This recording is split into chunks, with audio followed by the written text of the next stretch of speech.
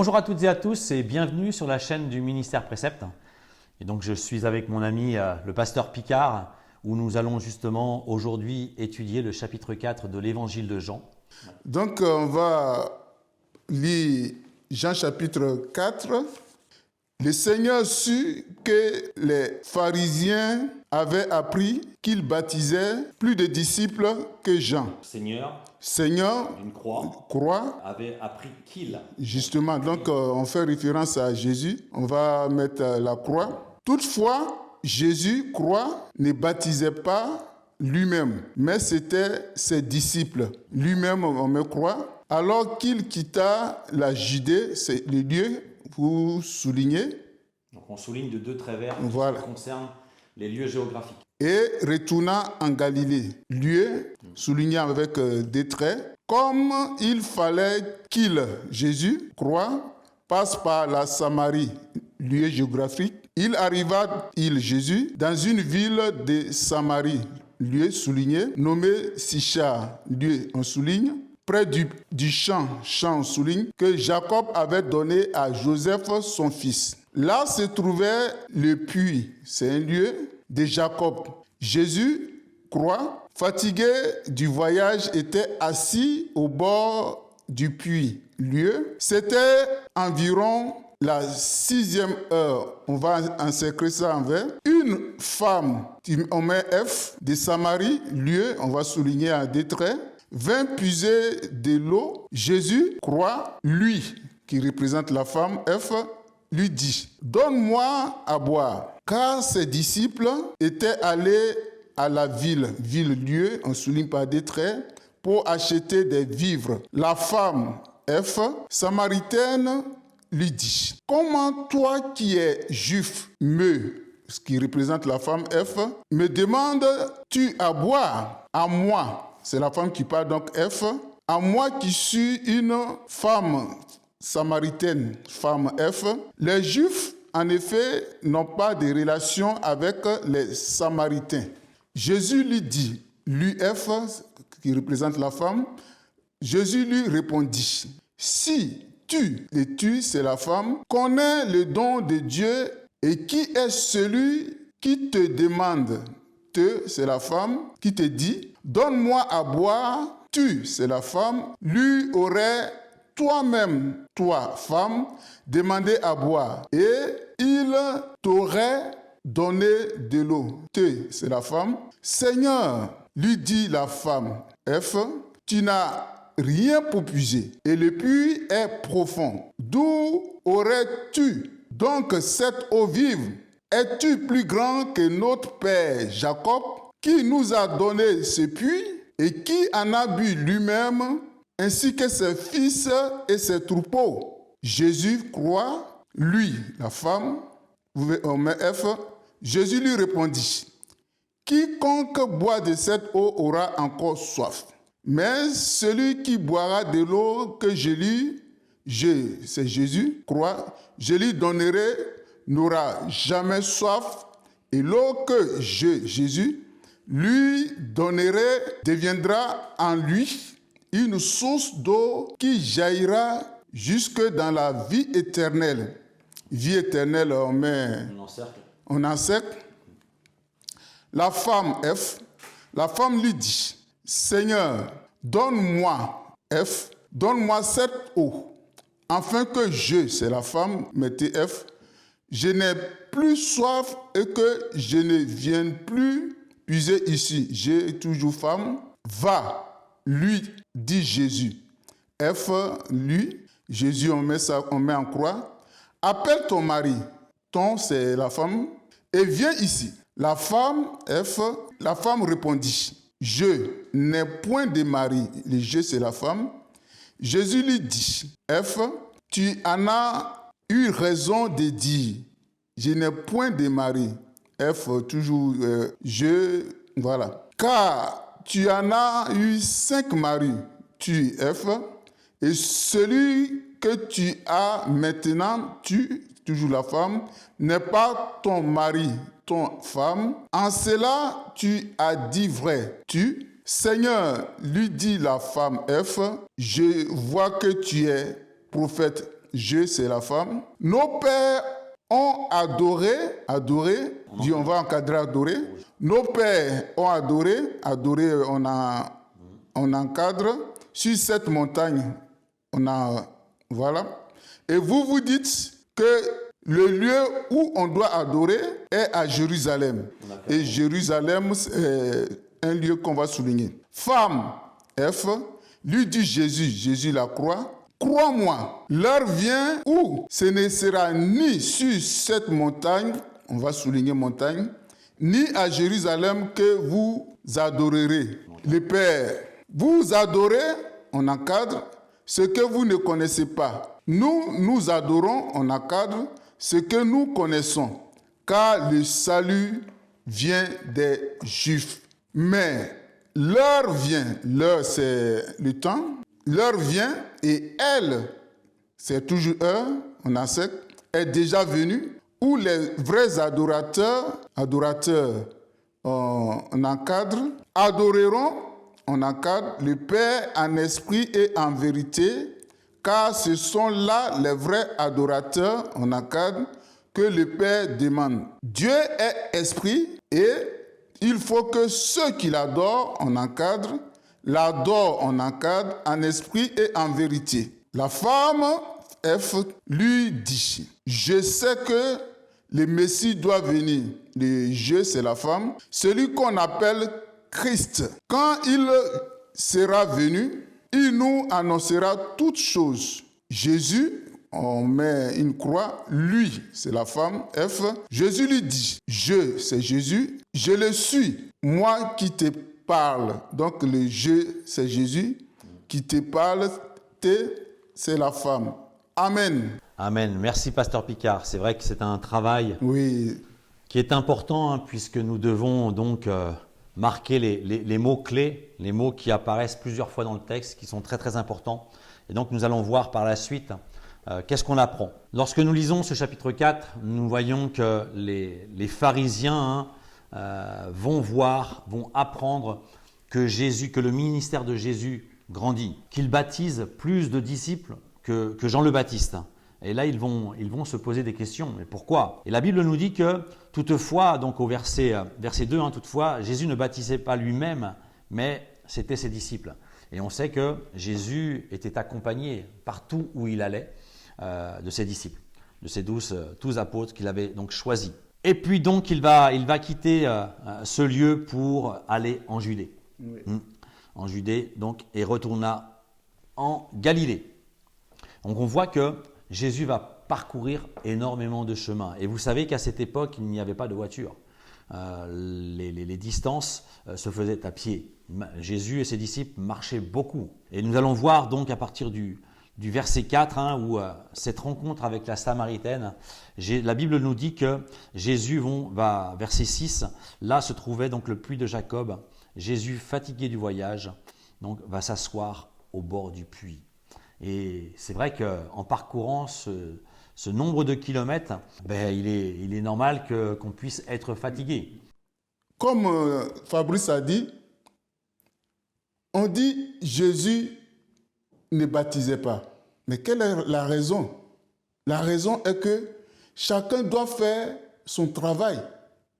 Et vous allez trouver la raison dans les livres de Matthieu chapitre 3, le verset 11. Où Jean a dit, lui, il baptise d'eau, mais celui qui va venir après lui va baptiser d'esprit. Amen. Et toutefois, Jésus, il n'a pas péché, alors que le baptême d'eau, c'est c'est un baptême de repentance. Donc Jésus baptise du Saint-Esprit par d'eau. Et chacun doit faire son travail. Amen. C'est ce que vous devez savoir. Jésus, il se déplace beaucoup. De Judée en Samarie, c'est une distance. Quand on a lu le texte, on dit Jésus était fatigué. Je crois qu'il est question de 100 km, je crois. Non, nous allons vous présenter une carte justement où on voit les différents déplacements de Jésus en Israël. Le fait qu'il demande à boire, c'est qu'il avait soif. En cela, Jésus-Christ, il est 100% Dieu, il est 100% homme.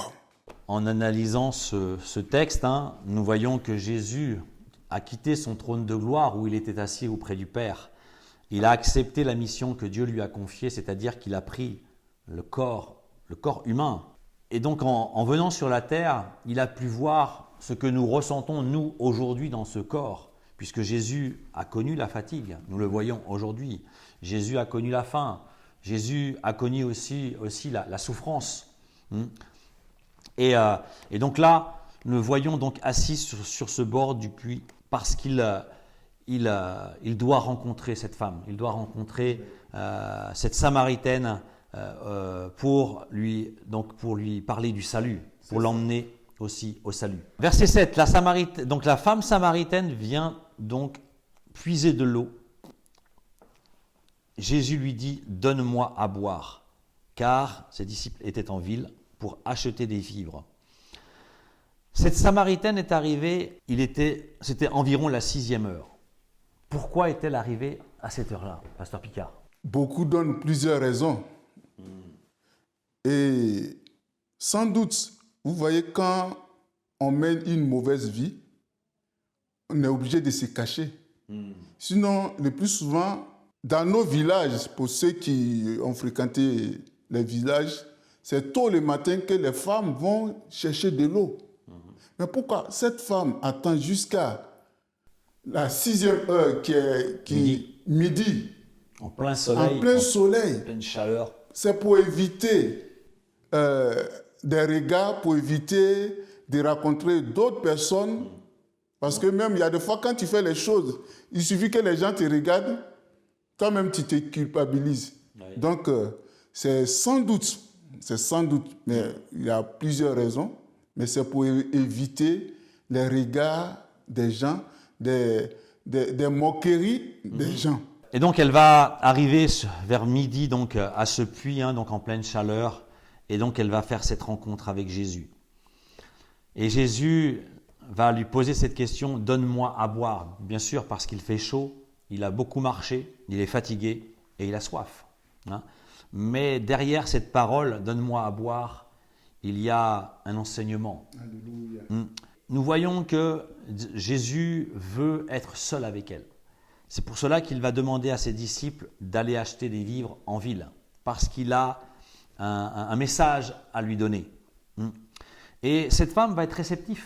Elle va l'écouter, puisque nous voyons, cette femme samaritaine au verset 9 va lui dire « Comment toi qui es juif me demandes-tu à moi à boire, à moi qui suis une femme samaritaine ?» À cette époque que les Juifs, puisque la suite du verset 9 nous dit les Juifs, en effet, n'ont pas de relation avec les Samaritains. Et c'est ça qui est important. Donc, Pasteur Picard, peux-tu me donner pourquoi les Juifs n'avaient pas de relation avec les Samaritains? Ok. Déjà, même quand on va rentrer dans l'histoire des Samarie, des Samaritains, tu peux dire Samarie et puis Samaritain, c'est très différent. Dans les livres de 1 Roi 12, il y a eu la division entre les 12 tribus d'Israël. Salomon, de son vivant, avait imposé des taxes très élevées et le peuple se plaignait. À sa mort, ils sont venus voir son fils Roboam pour lui dire de réduire un peu l'impôt. Et lui, il a dit, il va aller réfléchir. Il a vu les vieux lui ont dit d'écouter le peuple. Mais il allait prendre conseil encore auprès de ses amis. Et il revient, il dit, ce que son père a fait là, c'est pas beaucoup, que lui, il va imposer encore plus d'impôts. Il va fatiguer encore le peuple. Donc, il y a eu séisme, il y a eu division. Et sur les 12 tribus, il y a 2 tribus, Juda et Benjamin, qui ont formé une tribu qu'on appelle Juda. Et les 10 autres tribus, c'est ça qu'on appelle, qui ont toujours conservé le nom Israël. qui instruit le consommer le nom Israël. Et c'était Jéroboam qui était au temps de Salomon, qui était en conflit. Il a été obligé de se replier sur l'Égypte. Et après, il est revenu. Donc Dieu lui a donné les 10 tribus et il a laissé 2 tribus à la famille de David parce que Dieu a fait ce serment qu'il y aura toujours un des fils de David sur son trône.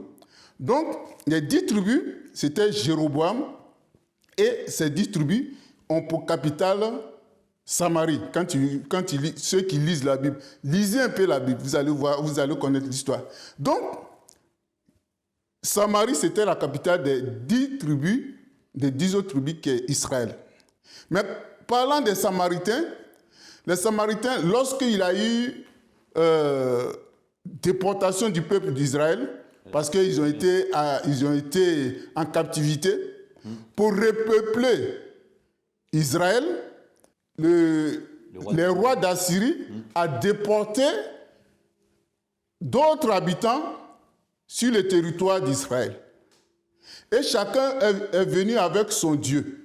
Chaque nation est venue avec son Dieu. Et il est arrivé un moment, ils ont fait venir des prêtres pour venir enseigner comment adorer Dieu d'Israël. Donc il y a eu le syncrétisme religieux. Donc, parlant des Samaritains, ce sont ceux qui sont déportés et ils sont venus trouver les habitants qui étaient restés sur place sur le territoire d'Israël.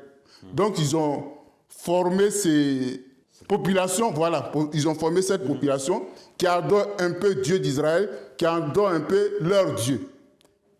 Et voici comment les Juifs qui étaient déportés sont revenus maintenant sur Israël.